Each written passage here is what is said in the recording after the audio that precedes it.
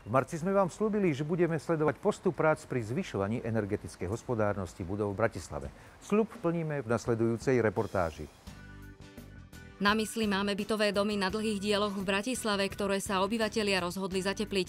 Aj oni totiž patria k tej polovici Slovákov, ktorá žije v bytových domoch, kde nemá možnosť ovplyvňovať samostatne výšku spotreby energií a tepla. V domoch starších ako 20 rokov platíme aj za energie, ktoré nám doslova unikajú do vzduchu. Preto zatepľujú. Objekt z vlastných zdrojov už má pripravenú a zrealizovanú zateplenie a izolácie strechy plus strojovní výťahov a toto bude druhá fáza, zateplenie skeletu budovy a opláštenie. Koncom mája sme sa spolu so stavebným dozorom a vedúcim stavby prišli pozrieť na to, ako zatepľovanie na Hlaváčikovej ulici pokračuje. Som spokojný v rámci podmienok, ktoré na tejto stavbe sú. Došlo k takému sklzu nejaký ten týždeň a nakoľko neboli v projekte zahrnuté búdky pre dážďovníkov a netopierov, ktoré dneska sa na tomto sídlisku doplňajú v rámci fasádnej úpravy. Dohodnutý harmonogram je pre zhotoviteľa záväzný a práce postupujú podľa tohto kľúča. Z energetického hľadiska paušálne na týchto panelových domoch sú problémy u ostení okien, nakoľko majitelia bytov si menia okná v rôznom čase, rôznych typov a je veľmi malá hrúbka rámu, o ktorý môžeme korektne doraziť zateplenie ostenia okna. Tam je taká, by som povedal, Achillová päta týchto zateplení, že nevieme to realizovať v tom detaile, ako projekt káže alebo ako si predstavuje. V konečnom dôsledku však zateplenie nestráca svoj zmysel. Určite nie, naopak, energetické bilancii budovy to musí výrazne znížiť spotrebu tepla. Svedectvo o dodržiavaní, respektíve obchádzaní dohodnutých stavebných prác aj na tejto stavbe vydáva stavebný denník.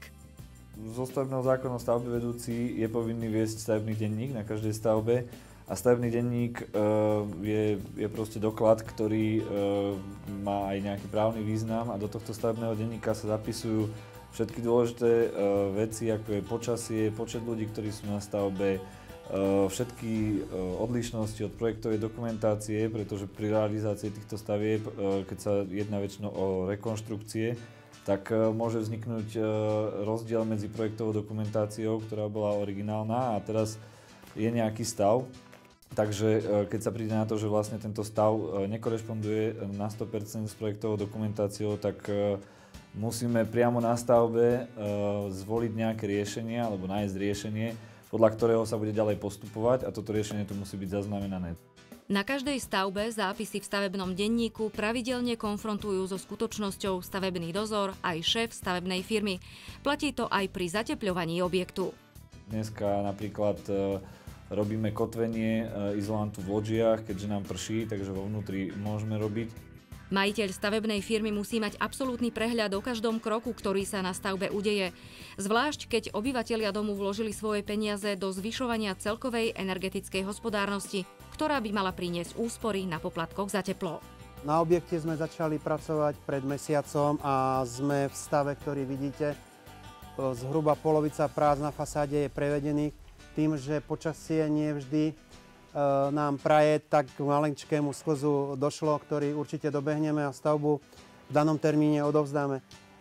Dnes na kontrolnom dni boli prevzaté práce, ktoré sme si v denníku potom zapísali a skontrolovali, čo sa týka zateplenia fasády a osadenia parapetných dosiek a ostatných detailov. Klasické problémy neobyšli ani túto stavbu. Jeden vznikol napríklad tým, že väčšina rodín si už vymenila staré okná za nové a viacerí obyvatelia si upravili balkóny alebo lóžie. Rieši sa to samostatne tak, aby zvolený detail spĺňal všetky požiadavky a normy, aby nevznikali tepelné mosty. Alebo chyby, ktorým by sme sa museli počas doby, ktorú tu držíme garanciu, vracať. Boli sme zvedaví aj na to, ktoré pozitívne prvky z tepelno-energetického hľadiska a uplatnené postupy pri zvyšovaní tepelnej ochrany budov sa dajú zovšeobecniť aj v prípade iných stavieb. Ja predpokladám, že prvú zimu, tak ako to máme ohlasy z ostatných bytových domoch. Budeme registrovať, že ľudia pociťujú lepšiu tepelnú pohodu a samozrejme budú mať nižšie náklady na energie.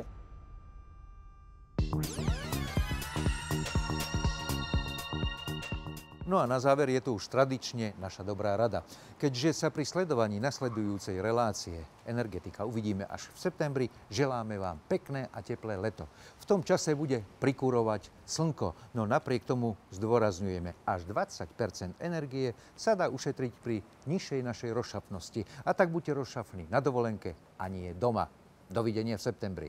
Dávať pozor na komplexnosť. To znamená, že bytový dom a jeho zníženie energetickej náročnosti neriešime len tým, že ho opatríme tepelným izolantom. Je tu množstvo iných detailov a konštrukcií, ktoré v náväznosti jeden s druhým robia ten kompaktný celok a zaručujú to, že tá stavba, okrem toho, že zníži svoju energetickú náročnosť, tak predĺži svoju životnosť minimálne o ďalších 30 rokov.